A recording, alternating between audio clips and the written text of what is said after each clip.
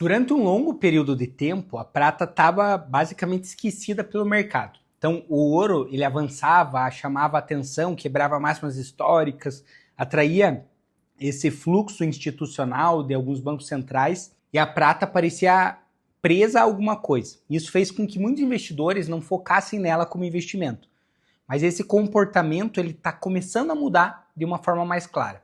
Ela começou a se destacar de uma forma expressiva nos últimos meses e nessa sexta-feira, dia 26, ela fechou uma máxima histórica, batendo quase $80 por onça. Só que esse fechamento teve uma coisa brutal acontecendo. Só ontem a prata subiu mais de 10%. Então eu fui rever alguns desses dados para tentar entender se alguma coisa estava acontecendo. Eu venho estudando os metais há um bom tempo e muito recentemente eu fiz uma mudança estrutural em toda a minha carteira de investimentos. Eu migrei tudo que eu tinha de ETFs de tecnologia para metais e commodities. Então eu fiz um vídeo explicando todo o meu racional por trás de todo esse movimento, por que eu decidi fazer isso nesse momento e principalmente como que eu estou fazendo essa migração. Porque o mercado acabou esticando demais, então eu preferi entrar criando uma estrutura de opções para caso haja uma correção, eu não tenha tanto downside e ao mesmo tempo eu consiga surfar essa alta que a gente está vendo. Então eu vou deixar o vídeo sobre a minha tese aqui nos cards finais, então fique até o final para você acessar ele. Voltando ao tema, vamos falar sobre a subida da prata e por que ela foi tão impactante nos últimos dias. Será que a gente está próximo de ver um squeeze da prata, que ela pode elevar os preços rapidamente até 100, 150, $200? Bom, se vocês viram meus outros vídeos, sabem que a demanda por prata física ela está em níveis estratosféricos, ao mesmo tempo que a oferta de prata está cada vez mais escassa. Novas minas de prata são extremamente raras de serem encontradas e geralmente a prata vem de minas que não são de prata, mas são subprodutos de mina de cobre e de níquel. E principalmente a gente conseguiu ver um movimento depois que a prata rompeu os $50. A gente vê uma demanda super intensa pelo metal físico, tanto na parte de investidores, ETFs, por contratos futuros e outros derivativos. Isso criou uma escassez no mercado físico londrino que já está se apertando nos últimos 3 ou 5 anos. Entendendo esse mercado de Londres, tem umas métricas que eu acompanho para entender o que está acontecendo. E uma delas são os lease rates. Eles representam o custo anualizado de tomar um metal emprestado, principalmente no mercado de Londres. Historicamente, esse custo ele sempre é menor de 1%. E na maior parte do tempo ele estava muito próximo de zero. Então ele tem taxas baixíssimas. Por esse ano a gente já teve um estresse considerável com essa taxa, que chega próximo a 30%. O estresse foi tanto que Londres precisou buscar uma remessa de prata para conseguir baixar esse valor. Aí ela conseguiu repor os estoques dela e ela conseguiu fazer esse empréstimo com taxas bem menores. Como que tá esses lease rates hoje? Hoje a gente está falando por volta de 6%.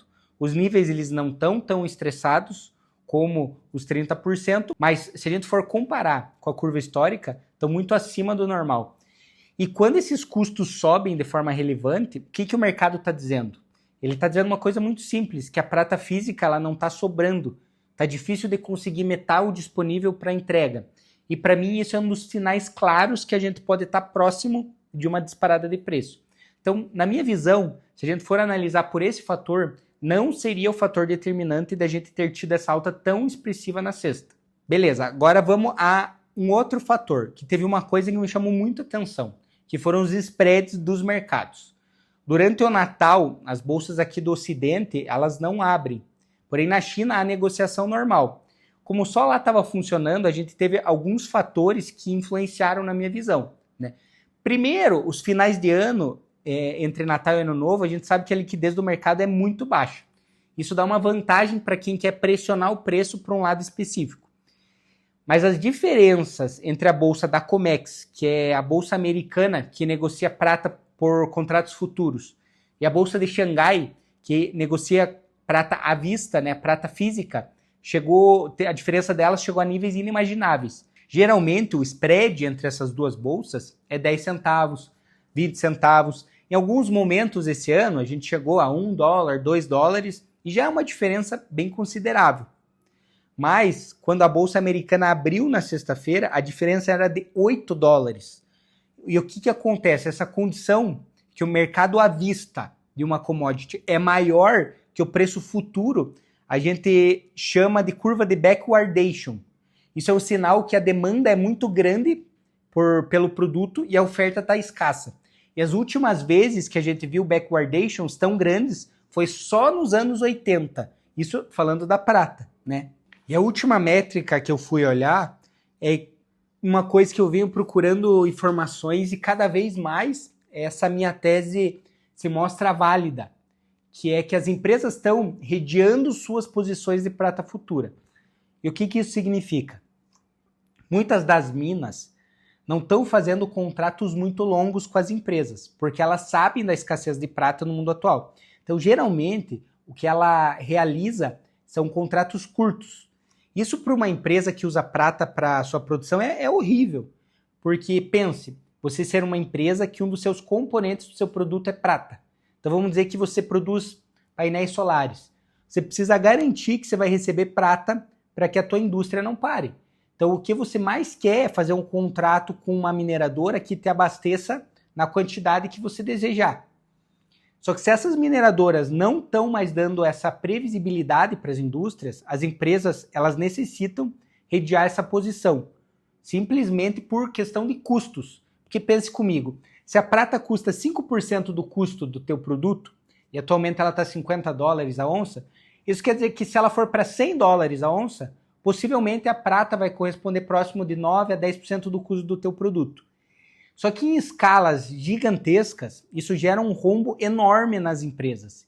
E justamente para isso não acontecer, eles fazem esse hedge. Como esse hedge funciona? Então as empresas compram contratos ou no mercado de derivativos, ali nos mercados futuros, apostando na alta. Então, por exemplo, se a prata sobe de 50 para 100, o que ela vai precisar fazer é comprar a 100. Só que como ela hedgeou essa posição, ela tira do caixa da empresa 50 e 50 dólares vem do lucro do hedge.